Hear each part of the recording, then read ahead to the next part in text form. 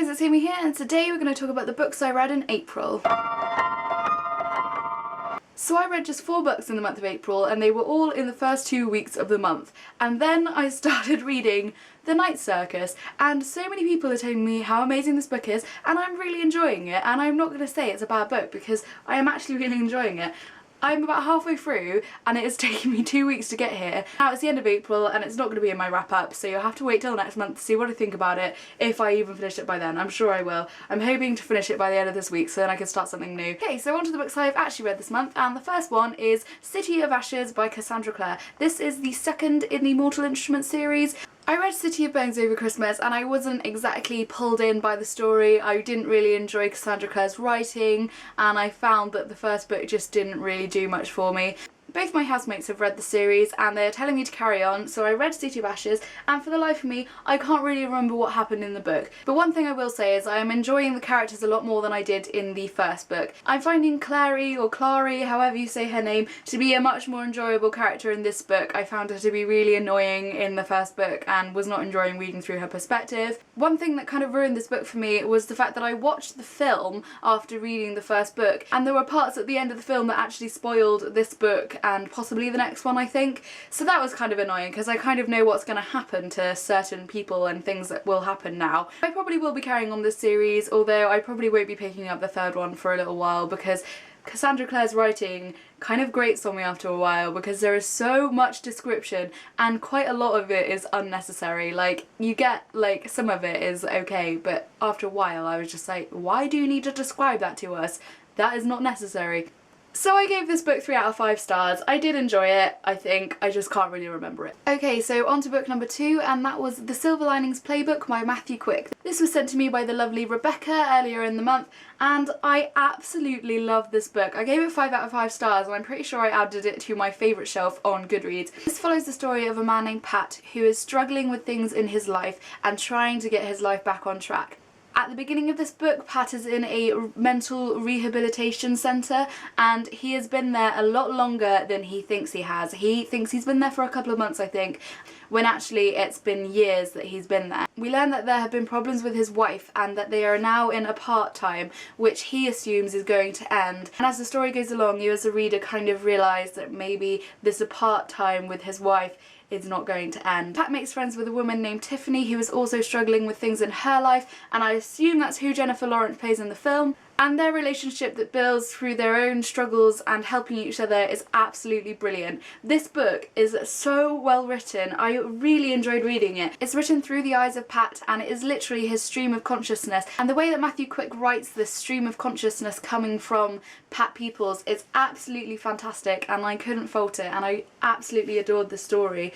If you've watched the film, let me know what you thought of it, as I want to watch it soon, but I did watch the trailer and it seems a little bit different from the book, so if you haven't read the book but you want to watch the film, I suggest reading the book first, as that's always the best way to go.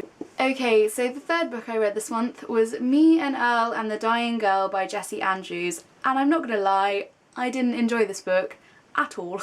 I gave this 3 out of 5 stars on Goodreads, but I'm thinking it was more of a 2.5 or 2 now. I think I may put it down. I've heard so many people rave about this book and I was shocked that I didn't like it, to be honest. I had heard it being hyped up and I thought I would really enjoy it. Basically, the story follows a boy named Greg who makes friends with a girl because his mother tells him to, and this girl has leukemia and is potentially going to die. I don't know where to begin with this book because there are so many things that I disliked that I can't even really describe it. I will be writing my review of this book in the next couple of days, so if you really want to know everything that I disliked about it, then go and read that review because it will be a lot more concise than what I'm trying to say now. I found Greg, the main character, to be quite an arrogant and stubborn and naive, narrow-minded character, and I think Jessie Andrews, the author, amplified that even more, and it wasn't necessary. Like, I hated the main character all the time in this book. It just wasn't good. I also found that Earl, Greg's friend, was really nasty. I just didn't like him. There weren't any characters in this book that I connected to and enjoyed reading about because all of them were quite kind of crude, and the jokes that were being told were literally jokes that you would hear high school children say. And I get that this was based in high school, but the whole time I was reading it I was kind of just rolling my eyes at these stupid sexual innuendos or just awful jokes. I must admit I did laugh a couple of times, but I wasn't like rolling on the floor laughing like a lot of people say they did when they read this book. So I reckon this is more of a 2 stars than a 3 stars, and I definitely won't be reading this book again. Okay, and on to the final book that I read this month, and I read Michael McIntyre's Life and Laughing My Story, which is a autobiography by Michael McIntyre, and he is a British comedian who I find absolutely hilarious. I gave this book 4 out of 5 stars, and the reason why I didn't give it 5 out of 5 stars was because the first quarter of the book was a little bit confusing. The way that he wrote it was quite fragmented at the beginning, so one minute he'd be talking about a teenage story of when he was going to a school disco or something, and then the next minute he's a baby, and then the next minute he's an adult, and I was getting a bit confused about what time period I was in. But as it gets further along in the book, he kind of sticks to a more chronological order and you kind of follow the story a little bit easier. Another reason why I didn't give this 5 out of 5 was because I have seen a lot of Michael McIntyre stand-up comedy, and literally some of the stories that he has written in here are written down word for word what he says in his stand-up comedy shows. So a lot of the time I was kind of skipping past them because I already knew the punchline, so it wasn't going to be funny for me because I already know. But all in all, I really enjoyed this book and I really loved learning about Michael McIntyre's life.